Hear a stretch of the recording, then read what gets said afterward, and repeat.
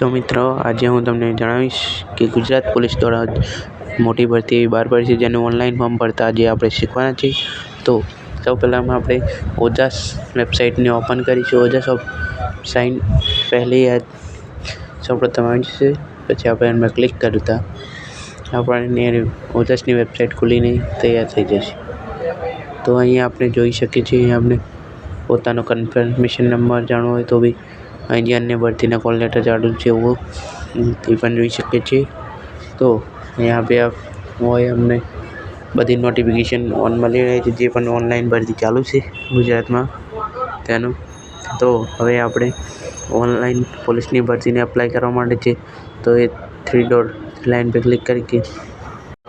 Click કરીશું. Online application પર click કરી ઓનલાઈન એપ્લાય પર ક્લિક કરી ત્યાં હોય આપણે સિલેક્ટ કરવાની છે કંઈ આપણે ભરતી ફોર્મ ભરવું છે. આપણે પોલીસ ભરવાનું છે તો GRPમાં ફોર્મ ભરીશું. તો આપણે રહી જોવા પડશે કે ગુજરાત પોલીસ કોન્સ્ટેબલનું ફોર્મ ચાલુ થઈ હતી, જ્યાં ડિટેલ્સ એપ્લાય જે જો તમે ડિટેલ્સ જાણવા માંગતા જાણી શકો છો, તો આપણે ડાયરેક્ટ એપ્લાય પર ક્લિક કરી અહીંયા આપણે સારી વિગતો બતાવી દે છે કે પોલીસ અને પોલીસ કોન્સ્ટેબલ PSIમાં શું લાયકાત જોઈએ છે. એના માટે પછી આપણે એપ્લાય પર ક્લિક કરી જો તમે નવેસરથી રજિસ્ટ્રેશન કરવા માંગતા તો કરી શકો અને સ્ક્રિપ્ટ કહીને આગળ જઈ શકો છો. આગળ જતાં જ આપણને અહીં ઓપ્શન જોવા મળશે, જે આપણે PSI લોકરક્ષક કેડર અને PSI ને લોકરક્ષક કેડર આપણે બંનેમાં પણ ફોર્મ ભરી શકીએ છીએ. જો મિત્રો તમે ગ્રેજ્યુએશન છો તો બંનેમાં ફોર્મ ભરી શકો છો. પોલીસ કોન્સ્ટેબલ માટે વચવાળું ઓપ્શન સિલેક્ટ કરવાનું છે. ત્યારબાદ નીચેનામાં ટાઇટલ સિલેક્ટ કરી સરનેમમાં પોતાની અટક લખવાની છે. જો તમારી અટક જે હોય હું ઠાકોર કરું છું, ઠાકોર જોલે. અને ફર્સ્ટમાં તમારે તમારા પોતાનું નામ લખવાનું રહેશે. જો કે રીતે હું સુરેશ લખું છું. ત્યાં પછી બીજા ખાનાની અંદર તમારા ફાધરનું નામ લખવાનું રહેશે, એટલે કે પપ્પાનું નામ લખ્યા પછી મધરનું નામ લખવાનું રહેશે.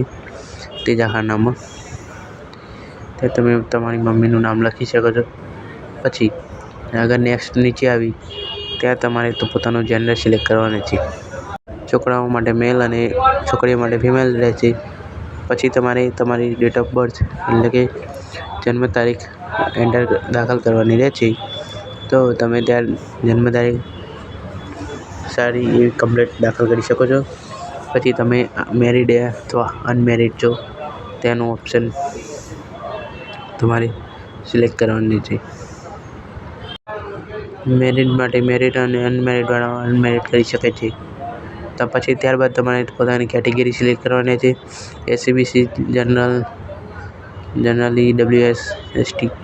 તો SC/BCની અંદર તમારે પહેલાં કાસ્ટ સર્ટિફિકેટ નંબર એટલે કે જાતિના દાખલાનો નંબર નાખવાનો રહેશે.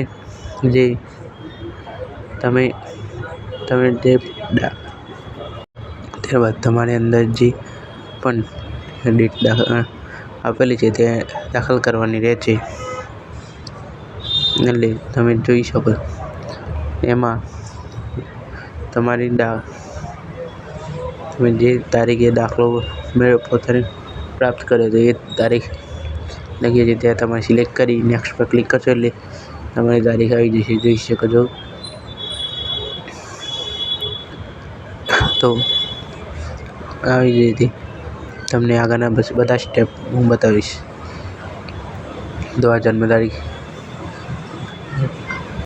સર્ટિફિકેટની ડેટા લખી ગઈ છે. તો આમાં તમારે સુધારો કરવો હોય તો પણ થઈ જશે હમણાં. તો ધ્યાનથી અને બહુ સાવચેતી રાખીને ડેટ ભરી શકો છો. પછી તમારે કઈ રાજ્યમાંથી તમે પ્રાપ્ત કરી છે એ સિલેક્ટ કરવાના છે.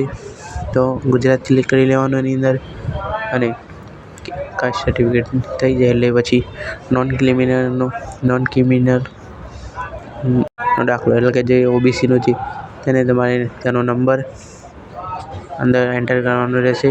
એનો નંબર દાખલ કરો. તો હું આ દાખલ કરીને તમને બતાવી રહ્યો છું. એક નંબર તમારે એવો જ નંબર હશે જે તમારા સર્ટિફિકેટની અંદર આપેલો છે તે અંદર દાખલ કરવાનો રહેશે. એ દાખલ કર્યા બાદ તમે નેક્સ્ટ જે પણ તારીખે તમે એ દાખલો બનાવેલો તમને પ્રાપ્ત થયેલો એ તારીખ એ સર્ટિફિકેટની અંદર હશે, જે તમારે અંદર એન્ટર કરવાની રહેશે. અને ખાસ મિત્રો, તમારે નોન ક્રિમિનલનો દાખલો સર્ટિફિકેટ 3 વર્ષ માટે વેલિડિટ છે, તો એની ડેટ એકવાર ચેક કરી લેવી કે એની સર્ટિફિકેટ એક્સપાયર તો નથી, તો તમારે બીજું ફરીથી સર્ટિફિકેટ કઢાવવાની રહેશે. ત્યારબાદ તમે નીચે પછી પોતાનો એડ્રેસ, પરમનન્ટ એડ્રેસ સિલેક્ટ કરવાનું, એન્ટર કરવાનો રહેશે તમારે. તો તમે જ્યાં પણ નાખો ત્યાંનો તમારે પૂરો આધાર કાર્ડ પ્રમાણે તમારો એડ્રેસ, પરમનન્ટ એડ્રેસ અંદર દાખલ કરવાનો રહેશે. તો તમે તે દાખલ કરી નીચે તમારો સ્ટેટ સિલેક્ટ કરી, ડિસ્ટ્રિક્ટ સિલેક્ટ કરી, તાલુકો કરી, પિનકોડ કરી, ફરી એકવાર એને સિલેક્ટ કરી લેવાનું છે. પછી ત્યારબાદ તમારે એ બધું સિલેક્ટ થઈ જાય ત્યારબાદ તમારે પોતાનો નંબર, એટલે કે જે મોબાઈલ નંબર SMS કાયમી માટે ચાલુ રહેવાનો છે તેનો નંબર ત્યાં લખવાનો રહેશે. જેના દ્વારા જે SMS દ્વારા તમને નોટિફિકેશન મળતી રહે તમારા ફોનમાં, તો તમારો નંબર ત્યાં તમે લખી શકો છો.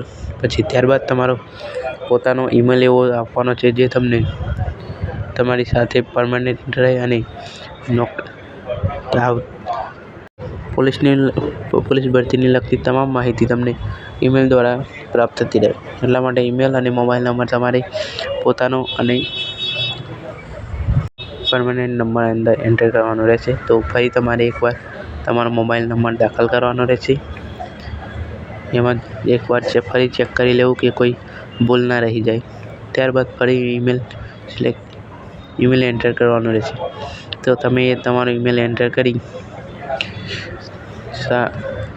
ઈમેલમાં પણ કોઈ ભૂલ ના પડે એ રીતે તમારે ઈમેલ કરવાનો રહેશે. તો તમારે એટલું કામ પૂરું થઈ જાય. ફરી એકવાર ચેક કરી લેજો કે મોબાઈલ નંબર અને ઈમેલમાં ભૂલ ના પડે. પછી તમારે નીચે આવી તમારે પોતાનું ID પ્રૂફ સિલેક્ટ કરી ત્યાં તેનો નંબર લખવાનો રહેશે. અને ફોટો ID પ્રૂફ, તમે આધાર કાર્ડ તો આધાર કાર્ડ નંબર લખવાનો, એન્ટર કરવાનો રહેશે. ત્યારબાદ તમે આધાર કાર્ડના અંક બરોબર જોઈને અંદર સિલેક્ટ કરી અને નીચે આવશો તો તમે રમતગમતમાં સર્ટિફિકેટ મળે છે તો તમે યસ કરી શકો છો. તમે બેઝિક કોમ્પ્યુટરનો કરવા માંગો છો તો યસ, અને સ્ત્રીઓ માટે વિધવા છો તો યસનો કરી દો. અને જો તમે કોઈ પણ આર્મી તરીકે ફરજ બજાવતા હોય તો બી સિલેક્ટ કરી શકો છો. જ્યારે તમે સરકારી કર્મચારી હો તો બી. પછી તમારે અહીં ભાષા સિલેક્ટ કરવાની રહેશે, જે તમે હિન્દીમાં, ગુજરાતી, ઇંગ્લિશ કે બોલી શકતા હોય, લખી શકતા હોય. એને સિલેક્ટ કરી નીચે જવાનું, જે તમારે પોતાની HSC ડિટેલ અંદર ફિલ કરવાની છે. એટલે કે 12માની તમામ ડિટેલ અંદર દાખલ કરવાની રહેશે. જેવી કે તમારા કેટલા પર્સન્ટેજ, કેટલા ટકા છે, બોર્ડ નેમ, ક્લાસ, કેટલા ટ્રાયમાં તમે પાસ થયા, એ બધું તમારે અંદર સિલેક્ટ કરવાનું રહેશે. તો તમે અંદર વારાફરતી સિલેક્ટ કરી શકો છો. એ તમારે ધ્યાનપૂર્વક છે એન્ટર કરવાનું રહેશે અંદર દાખલ કરી. પછી તમે અહીં એજ્યુકેશન ઇન્ફોર્મેશન જોઈ શકો છો. તો તમે કોઈ પણ જગ્યાએથી એજ્યુકેટેડ કર્યું છે તો તમે અહીં સિલેક્ટ કરી લખી શકો છો. અને ના હોય તો તમે એને ખાલી પણ રહેવા દઈ શકો છો. અને નીચે પણ તેની વિગતવાર સંપૂર્ણ જોઈને ભરવી. અને અહીં પણ પોસ્ટ ગ્રેજ્યુએટ ડિગ્રી હોય તો પણ તમે કરી શકો છો. જો તમારી પાસે NCC કરેલ સર્ટિફિકેટ હોય તો તમે અહીં યસ ક્લિક કરી સર્ટિફિકેટ નંબર, પાસિંગ યર એ બધું લખીને અહીં આગળ વધી શકો છો. જ્યાં તમને બાંયધરી પ્રમાણે માંગવામાં આવે છે. એકવાર વાંચી અને યસ પર ક્લિક કરી પોતાનું ફોર્મ સેવ કરી શકો છો. સેવ કર્યા પહેલાં તમારે ફરી એકવાર આખા ફોર્મની અંદર એક વસ્તુ ચીજ પૂરી ધ્યાન તરફથી જોવાની રહેશે. ત્યારબાદ તમારે ત્યાં ફોટો અને સિગ્નેચર અપલોડ કરવાના છે, જે બીજા વિડીયો